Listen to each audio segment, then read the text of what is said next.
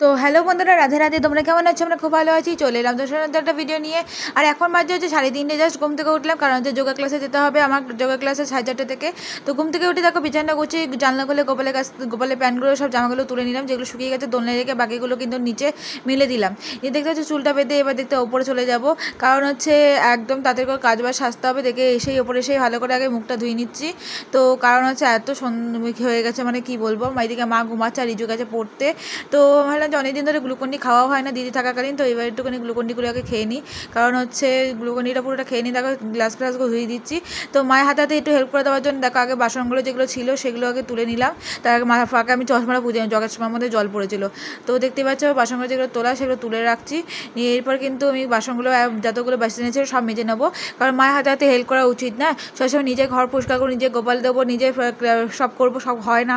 এটা মায়ের হাতে হাতে হেল্প করে দিয়ে, ঠামের হাতে হেল্প করে দিলে কিন্তু আমি খুশি হয়।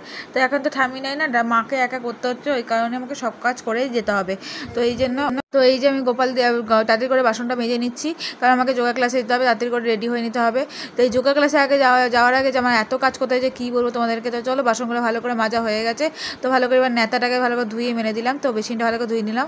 তো চলো আমি এগুলো কাজ কমপ্লিট, তো নিচে চলে যাওয়া আসা যাক। তো নিচে এসে দেখো ড্রেসে চেঞ্জ করে নিলাম, কারণ এই দুটো জামা পুরো একদম মানে কী দাগ লেগে গেছে, ওই কারণে দেখতে পাচ্ছ হাতে বালা আংটি, তারপরে সব কিছু খুলে নিতে হলো। তো চলো একটুখানি সানস্ক্রিনটা মেখে নিই ভালো করে। তো গোপাল দেওয়ার আগে ভালো করে এগুলো করে নেওয়া যাক। তো গোপাল দেওয়ার আগে ঘর তো ভালো করে পরিষ্কার করে ফ্রেশ হয়ে নিয়েছি। তো এইদিকে দেখতে পাচ্ছি হাতে কাটাটাই মানে লেগে গেল বলে খুব জ্বালা করছিলো। তো হালকা একটু লিপস্টিক পরে নিই, দেখো আতরটা লাগিয়ে নিলাম। তো চলো এবার আমি চুলটা বেঁধে নেওয়া যাক। তো চুল বাঁধার আগে দেখি অনেক কটা জিনিস এগুলো আমার লাগবে না, সেগুলো ডাস্টবিনে ফেলে দিলাম।